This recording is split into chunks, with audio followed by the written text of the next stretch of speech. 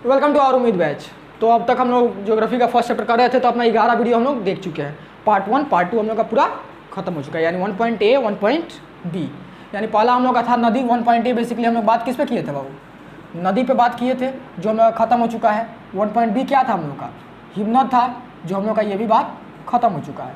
1.C पे हम लोग किस पे बात करेंगे बाबू? वायु पे बात करें या पवन बोले जिसको, हम लोग उस पर बात करें। तो हम लोग आज अपना कौन सा स्टार्ट करें? 1.C स्टार्ट करेंगे। ठीक, अब देखिए आप लोग सोचिएगा भैया 1.C है तो हम लोग इसको छोड़ के भी पढ़ ले क्या? तो नहीं, ऐसा मत कीजिए, क्योंकि होता है कि बहुत चीज़ें अपर्दन वगैरह इसमें भी हम पढ़े थे, अपर्दन इसमें भी पढ़े थे, अपर्दन इसमें भी पढ़ेंगे। तो आपको अब चीज़ें पता रहेंगी तो ये समझने में ज़्यादा आसानी होगा। ठीक है, तो अगर आपने ये सब अभी कंप्लीट नहीं किया तो डिस्क्रिप्शन में जाइए, आपको एक प्लेलिस्ट का लिंक मिलेगा, उसको क्लिक कीजिए, वहाँ पर आपको सब वीडियो मिल जाएगा, देख लीजिए। सीरियल वाइज देखते देखते आइए, फिर इसको देखिएगा, ज़्यादा अच्छा लगेगा। ठीक है, और नहीं तो आप फिर भी अगर देखना चाहे तो देख लीजिए, हमको क्या। चलिए फिर हम लोग अपना 12 नंबर वीडियो से अपना 1.C स्टार्ट करते हैं। ठीक है, तो 1.C हम लोग क्या पढ़ेंगे वो? हम लोग पढ़ेंगे पवन या वायु। पवन या वायु तो जानते हैं ना? चलिए भैया आप बहुत मतलब डेंजर आदमी है, पवन वायु बोल कर मरुस्थल पढ़ाने लेके चल गए। आते हैं पवन वायु पे। अब मरुस्थल देखिए क्या होता है। मरुस्थल मतलब क्या होता है वो? ऐसा स्थल जो मर चुका है। ठीक, यानी वहाँ पे कोई भी कुछ भी वनस्पति उनमें कोई भी पेड़ पौधा किसी प्रकार का उगेगा ही नहीं, जिसको सीधा भाषा में बोले रेगिस्तान। मूवी में देखते हैं ना, यहाँ पे हीरो हीरोइन चल जाएगा, लोग डांस कर रहा है, लोग उड़ रहा है बालू वहाँ से, वो चीज़ें जो होती है। ठीक है, वही चीज़ है। चलिए देखा क्या होता है। मरुस्थल क्या होता है? वो सूक्ष्म भूमि होती है जहाँ वर्षा से प्राप्त होने वाला जल की मात्रा, जल की तुलना में वाष्पीकरण की क्रिया जल की अधिक क्षति होती है। यानी जितना हम लोग का वहाँ पे बारिश नहीं होता उससे ज़्यादा वहाँ पे वाष्प पड़ता है, यानी जल जो होता है सूर्य के प्रकाश द्वारा सूर्य के ऊपर चला जाता है, यानी वाष्प बन के ऊपर चला जाता है। ठीक है, समझ में आया? दूसरे शब्दों में कहें तो जहाँ वर्षा की दर की तुलना में वाष्पीकरण की दर अधिक होती है वे भाग मरुस्थल कहलाता है। यानी जहाँ पे हम लोग का वाष्पोत्सर्जन अधिक होने लगेगा और बारिश कम होगा, उस भाग को हम लोग क्या बोल देंगे बाबू? मरुस्थल बोल देंगे। उस भाग को हम लोग क्या बोल देंगे? मरुस्थल बोल देंगे। अब एक सामान्य रूप में जहाँ 25 सेंटीमीटर से कम वर्षा होती है उसको हम क्या कहते हैं बाबू? मरुस्थल क्षेत्र कहते हैं। अब आप लोगों को दिमाग में बोला भैया ये 25 सेंटीमीटर क्या होता है? ठीक, तो बस आप समझिए कि बारिश को नापने का एक पैमाना है जिसको हम लोग नापते हैं कि किस एरिया में कितना बारिश हुआ है। इसको जब हम लोग सेकेंड चैप्टर में जाएंगे बहुत ब्रीफ में पढ़ेंगे, वहाँ पर हम लोग को वायुमंडल पढ़ना है जिसमें हम लोग का ये सब भी आ जाता है, तो हम लोग बहुत अच्छे से पढ़ेंगे वहाँ पर। ठीक है, अब मरुस्थल का उदाहरण कौन कौन सा है बाबू? सहारा मरुस्थल है, कल्हारी मरुस्थल है, थार मरुस्थल है। उसके बाद हम लोग का अरब के मरुस्थल का जो हम लोग का है प्रमुख मरुस्थल है, इतना। ठीक है, समझ में आया?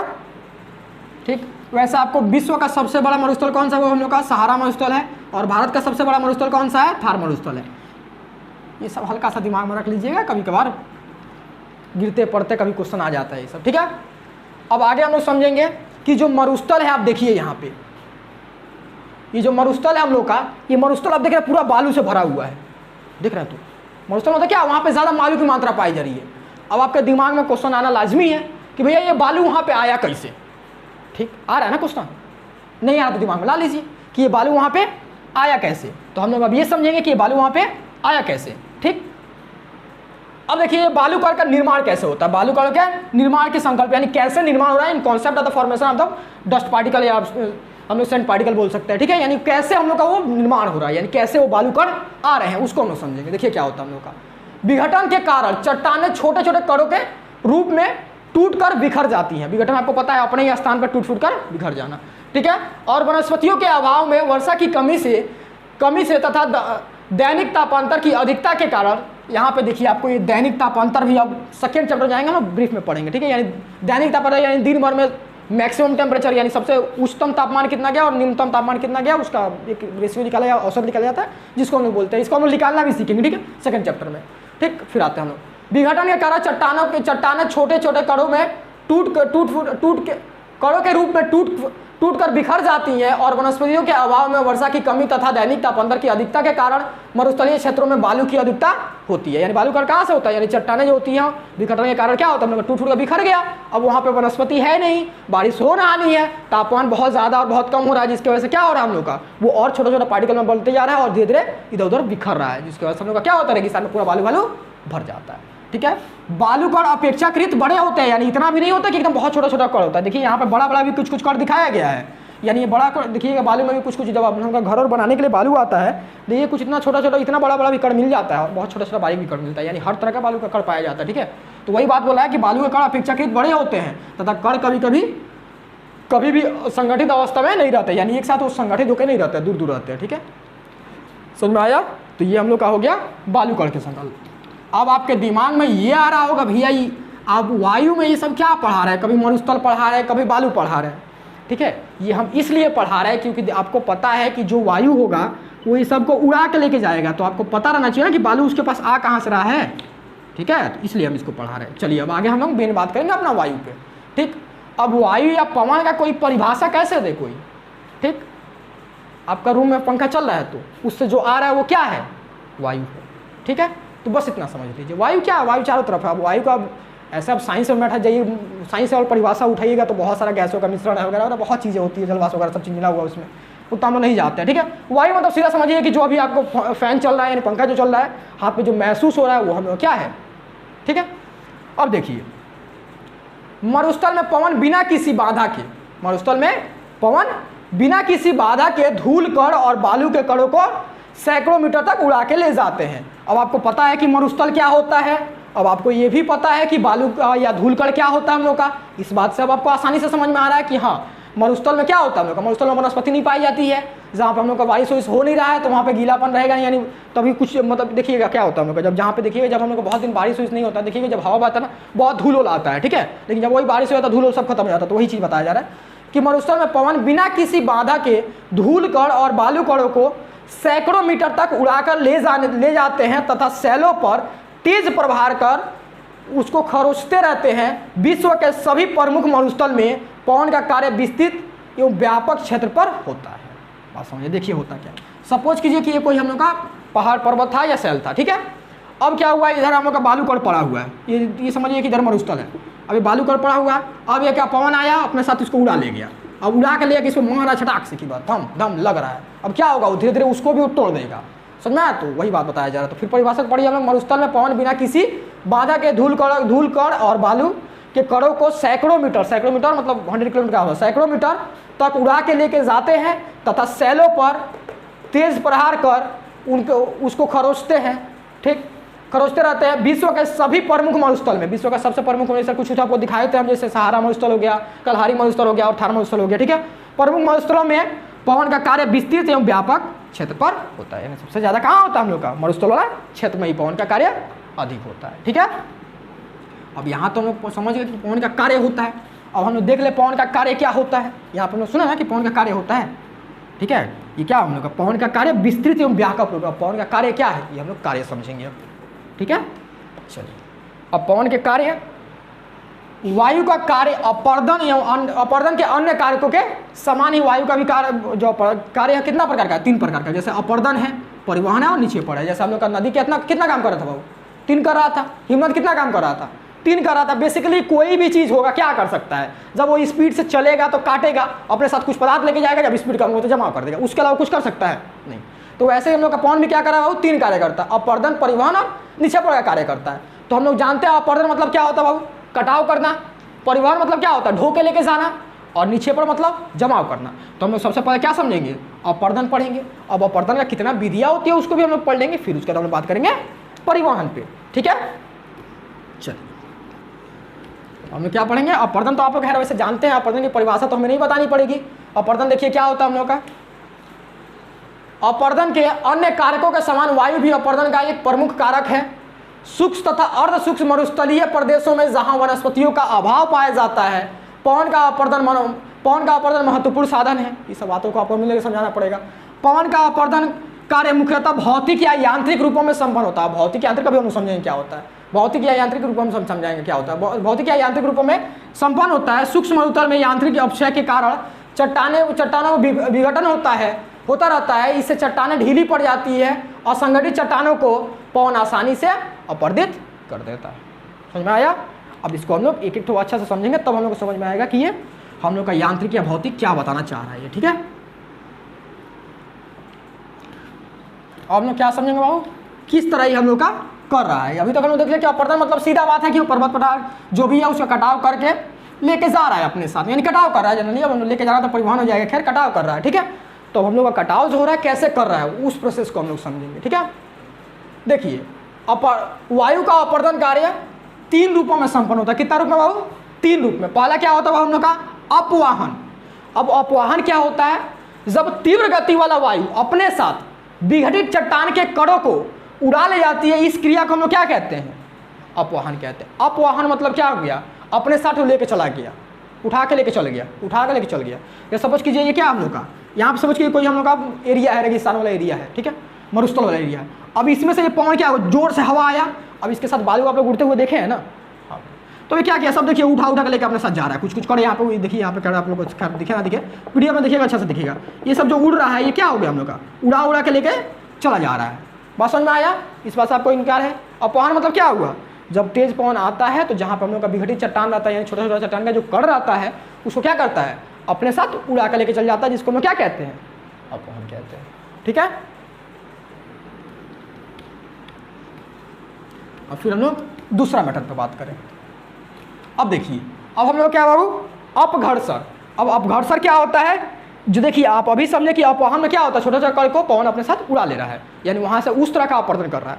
अब जो कण वो उड़ाया है उसको सपोज कीजिए, किधर समझे हम लोग, हाँ इधर समझते। देखिए जैसे ये उड़ा उड़ा के ला के इसमें टकराएगा, देख रहे हैं, तो ये सपोज कीजिए कि यहाँ का कण रहा था, यहाँ पे छोटा छोटा कण रहा था, ठीक। अब यहाँ पे एक हम लोग का बड़ा सा पर्वत है, ठीक है, जो पर्वत हम लोग का यहाँ पे भी है, सेम चीज़ रहेगा ना, हम लोग फर्स्ट स्टेज में समझते हैं, इसको हटाते हैं, ठीक है, हम लोग पहले समझते हैं, ये 1 नंबर है, ठीक। देखिए हुआ क्या, ये समझिए कि ये छोटा छोटा हम लोग कण है, जिसको पवन क्या करेगा, उड़ाएगा अपवाहन द्वारा। अब उड़ा के अलावा लेके आगे बढ़ा, अब देखिए बाहर यहाँ पे क्या आ गया, पर्वत आ गया बड़ा सा। अब इसमें क्या होगा, टकराएगा, टकराने के बाद तो इसे रिटर्न तो भागेगा ही, क्योंकि उसके आगे तो बढ़ नहीं पाएगा। अब इसमें टकरा रहा है तो जोर जोर से छटाक छटाक मार रहा है, छटाक छटाक मार रहा है। अब कोई भी चीज़ आप बार बार टकरा रहे हैं तो वहाँ पे क्या होगा, वो भी तो टूटेगा ना जिसमें टकरा रहा है। अब सपोज कीजिए कि हम लगे इसमें मारकर, इसे मारने, इसमें मारने लगे। अब मारने से क्या होगा, कुछ समय बाद ये मारकर भी देखिए हल्का सा दाग भी आ गया, मारकर भी टूटेगा और बोर्ड भी टूट जाएगा, यानी दोनों टूटना है। तो वैसे ही चीज़ें क्या हो रही हैं कि ये देखिए, जब ये उड़ेगा तो इसमें टकराएगा, टकराने के बाद क्या होगा, रिटर्न आएगा, यानी जो कण है वो भी टूटेगा, लेकिन ये चट्टान को भी क्या करेगा, हल्का हल्का टूटता। तो देखिए यहाँ पे इतना तोड़ दिया, ये वाला हिस्सा क्या कर दिया, ये तोड़ के हटा दिया, और फिर देखिए यहाँ पे और तोड़ दिया, यानी इस तरह का कटाव करता है। इसको हम लोग क्या बोलते हैं बाबू, अपघर्षण, यानी घर्षण द्वारा हो रहा है, ठीक है। देखिए क्या हो रहा है हम लोग का, जब पवन के साथ उड़ते हुए रेत के कण किसी चट्टान से टकराते हैं तो उस चट्टान पर रेगमाल, रेगमाल मतलब आपको बताएं क्या होता है, लकड़ी को जो घिस घिस के हम लोग मुलायम करते हैं, यानी काटने वाला, चासने वाला लकड़ी को जो चासता है घर कर करके, रेगमाल की तरह कार्य करके चट्टानों को घिसते रहते हैं। इस क्रिया को हम लोग क्या कहते हैं बाबू, अपघर्षण कहते हैं। बात समझ में आई आपको? ठीक है, इनमें क्या होता है, अपघर्षण होता है, ठीक।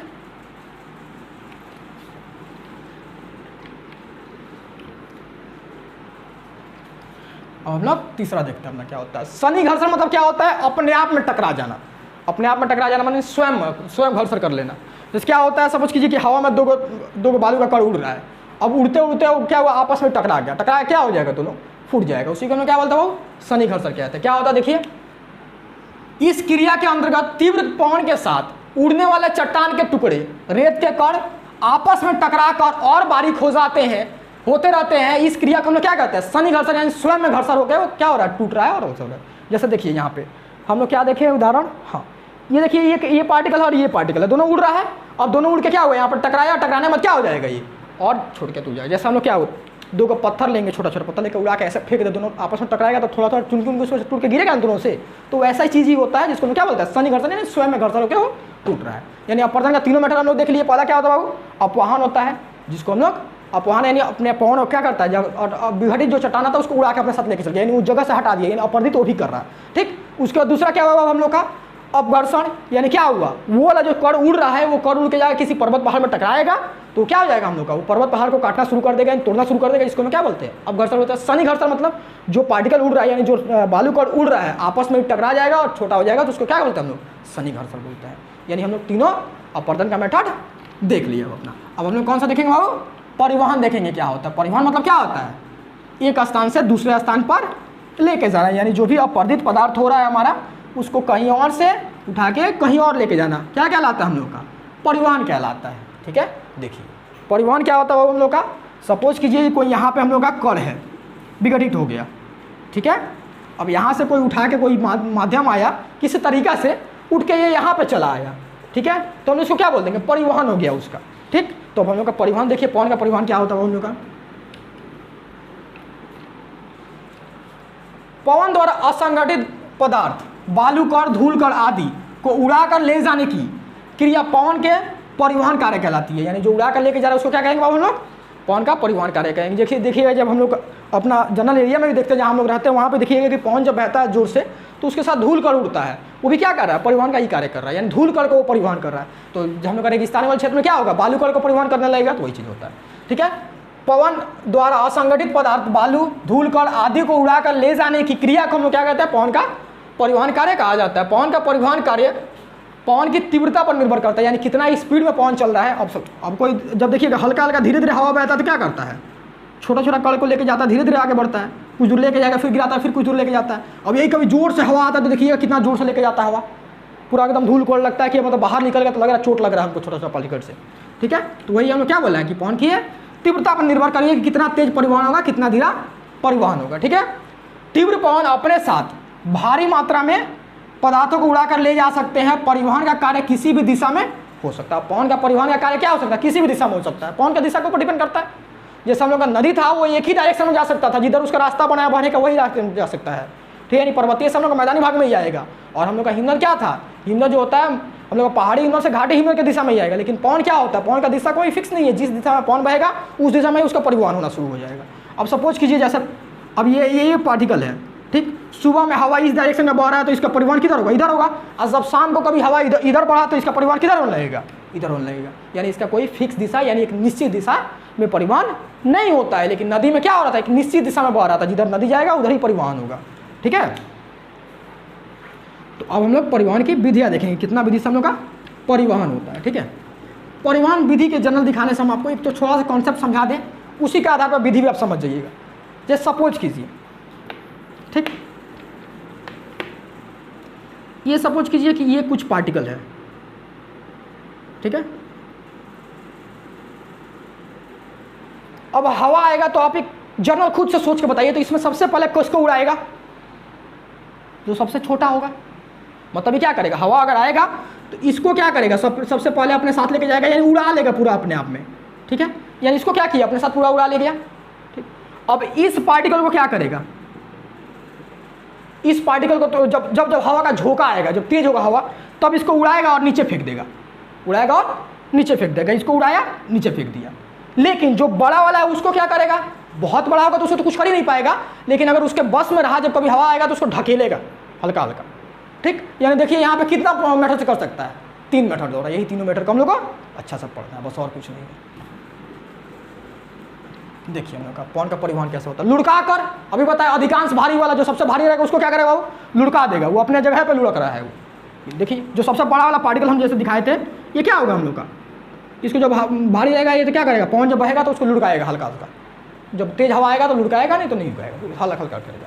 ठीक, उसके बाद क्या हुआ हम लोग का निलंबन द्वारा, हल्के पदार्थ हवा के साथ मिलकर चलते रहते हैं। जैसे छोटा छोटा कण था, हवा के साथ ही देखिए उड़ने लगा, इसको क्या बोलेंगे बाबू हम लोग, निलंबन द्वारा। फिर उसका तो क्या होगा हम लोग का कर्सर विधि द्वारा, यानी क्या होगा हम लोग का मध्यम आकार के पदार्थ कूद कूद कर चलते हैं।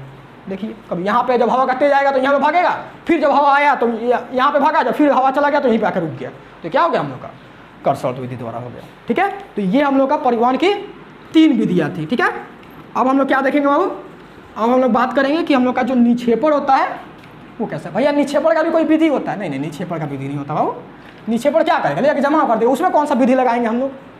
ठीक है, तो निक्षेपण क्या होता है हम लोग का, जमाव करना। तो वही बात हम लोग का बोल रहा है, जैसे सपोज कीजिए कि देखिए परिवहन कर रहा था, अब ले जाकर जहाँ पे वो पदार्थ जब आखिरी में पदार्थ कहीं जमा कर देगा उसको क्या बोल देंगे हम लोग, निक्षेपण बोल देंगे। तो वही बात बोल रहा है कि वायु का निक्षेपण क्या है, जब वायु मंद पड़ जाता है, यानी वायु कम पड़ जाएगा, अथवा उसके मार्ग में कोई अवरोध आ जाता है। अब कितना भी हवा तेज रहे, ये यहाँ पर बड़ा सा पर्वत है, अब क्या करेगा, आगे बढ़ सकता है, नहीं बढ़ सकता, पदार्थ को उसमें टकरा कर गिरना ही पड़ेगा। तो वही चीज़ बोल रहा है, जब वायु मंद पड़ जाता है अथवा उसके मार्ग में कोई अवरोध उत्पन्न हो जाता है, तो वायु द्वारा उड़ाकर ले जाने वाला पदार्थ वही नए स्थान पर निक्षेपित हो जाता है, जिसे हम लोग क्या कहते हैं बाबू, जिसे वायु का निक्षेपण कार्य कहा जाता है। बात समझ में आया। तो ये हम लोग का वायु का कार्य था और जनरली वायु था। अब देखिए आपका कार्य कर रहा है, हम लोग क्या किया, अपर्दन किया, परिवहन किया और निक्षेपण किया। तो जब अपर्दन किया तो देखिए जो पर्वत को तोड़ फोड़ रहा था तो कोई आकृति बना रहा होगा, निक्षेपित कर रहा है, मतलब कोई आकृति बना रहा होगा। तो बस हमें अब इस सब आकृतियों को पढ़ना है, फिर हम लोग का ये चैप्टर मिल जाएगा। तो आप इसका डिस्क्रिप्शन में जाइएगा, इसका PDF मिलेगा, इसको डाउनलोड कीजिएगा और अपने हिसाब से नोट्स बना लीजिएगा। फिर हम लोग नेक्स्ट वीडियो अपना जो 13 नंबर वीडियो होगा उसमें हम लोग किस में बात करेंगे बाबू, उसमें हम लोग बात करेंगे कि पवन कार्य द्वारा कौन कौन सी आकृतियाँ बनती है। चलिए फिर हम लोग नेक्स्ट वीडियो मिलता है।